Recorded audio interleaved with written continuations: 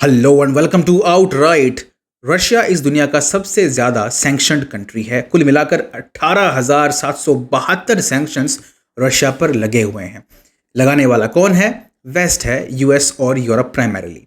अब इसका मतलब ये है कि रशिया चाहकर भी अपने बायलैटरल ट्रेड में, फॉरेन ट्रेड में अमेरिकी डॉलर्स का इस्तेमाल नहीं कर सकता। और इसी समस्या के इलाज के लिए वहाँ पर पहुँचे थे प्राइम मिनिस्टर मोदी। वहाँ पर वो गए और कहा कि सब चंगासी वहाँ पर बोल कर आ गए कि हम अपना बायलैटरल ट्रेड लोकल करेंसी में ही करेंगे, यानी रूबल और रुपी में ही करेंगे। और ट्रेड भी कोई छोटी अमाउंट का नहीं, बल्कि 2030 तक दोनों कंट्रीज ने एक एम्बिशियस टारगेट रखा है 100 बिलियन का ट्रेड करने का, बायलैटरल ट्रेड करने का, जो होगा लोकल करेंसी में। यूएसडी को बोला बाय बाय। अब देखो भाई, मोदी एक गुजराती बंदा है और उसके दिमाग में हमेशा ट्रेड घूमता रहता है।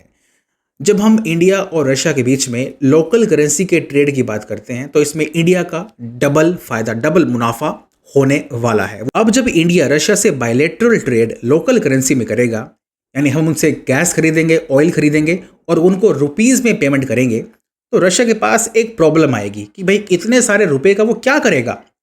घूम फिर के रशिया को वो रुपए यूज करने के लिए इंडिया से सामान खरीदना पड़ेगा। अब रूस इंडिया से क्या खरीदे, ये एक अलग क्वेश्चन आता है, क्योंकि हम ऐसा कुछ बनाते नहीं है जो रशिया हमसे खरीद पाए। हम तो उनसे बहुत सारा तेल गैस खरीदते हैं। इस क्वेश्चन का आंसर हमको मिला इस साल मई के महीने में। मई के महीने में रशिया ने 4 बिलियन डॉलर्स के वर्थ की रुपीस का यूज करके 4 बिलियन डॉलर्स, इतने रुपयों का इंडिया से वेपन्स खरीद लिए। क्योंकि पिछले 2 साल से हम रशिया से बहुत सारा ऑयल ले रहे हैं और उनको रुपीस में पेमेंट कर रहे हैं। अब उसी रुपीस का यूज करके रशिया ने हमसे वेपन्स खरीदे हैं और आगे भी वो वैसा कर सकता है। अब अमेरिकी करेंसी की कब्र खोदने में सिर्फ इंडिया ही नहीं लगा हुआ, बल्कि ब्रिक्स की सारी कंट्रीज, ब्रिक्स माने डेवलपिंग कंट्रीज का वो ग्रुप जिसमें ब्राजील, रशिया, इंडिया, चाइना और साउथ अफ्रीका प्राइमरली थे।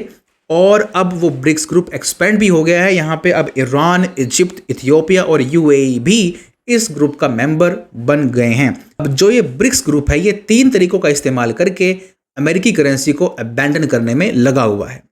तरीका नंबर 1, ये ब्रिक्स की सारी कंट्रीज अपना बायलैटरल ट्रेड लोकल करेंसीज में ही सेटल कर रही हैं, चाहे वो इंडिया और रशिया हो या फिर रशिया और चाइना हो। फॉर इंस्टेंस, रशिया और चाइना अपना सारा बायलैटरल ट्रेड आजकल युआन और रूबल में ही कर रहे हैं। रशिया और चाइना ऑलरेडी अमेरिकी करेंसी को अबैंडन कर चुके हैं।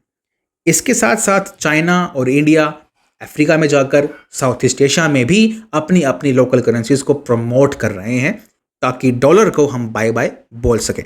तरीका नंबर 2, ब्रिक्स कंट्रीज आपस में लोकल करेंसी का इस्तेमाल तो कर ही रहे हैं, इसके साथ साथ वो बाकी कंट्रीज को भी कन्विंस कर रहे हैं कि आप भी हमारे साथ लोकल करेंसी में ही ट्रेड करो।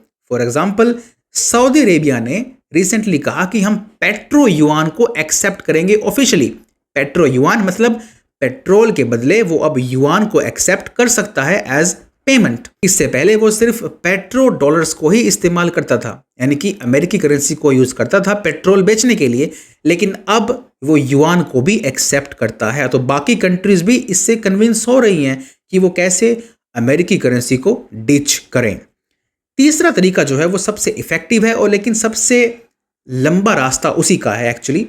वो है कि ब्रिक्स कंट्रीज आपस में एक ऐसा लोकल करेंसी बना लें सारी कंट्रीज, या एक ऐसा पेमेंट मैकेनिज्म डेवलप कर लें जिसमें यूएसडी की कोई इंटरवेंशन हो ही ना। एक ऐसा मैकेनिज्म, एक ऐसी रिजीम जहां पर सिर्फ और सिर्फ ब्रिक्स कंट्रीज आपस में ट्रेड कर पाए without any fear of sanction, without any intervention of west और यूएसडी। तो ये तरीका जो है ये अभी बहुत इफेक्टिव होगा, लेकिन अभी इसमें बहुत टाइम लग सकता है क्योंकि इसमें सारी कंट्रीज हैं, बहुत सारे सैंक्शन भी लगे हुए हैं, फॉर एग्जांपल रशिया पे, ईरान पे, और इसमें बाकी कंट्रीज भी हैं, इंडिया और यूएई, जो कि वेस्ट के बहुत ही क्लोज हैं। तो वेस्ट नहीं चाहेगा कि ये कंट्रीज इसमें शामिल हों।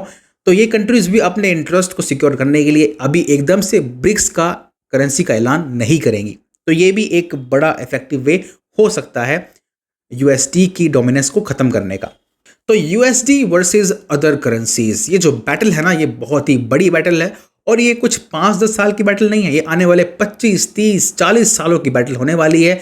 ये एक जर्नी होगी जो बहुत ही बड़ी होगी और ये बहुत ही पेनफुल भी होगी अमेरिका के लिए। आज की वीडियो में इतना ही। Thank you. Bye bye. Have a nice day. See you in the next video.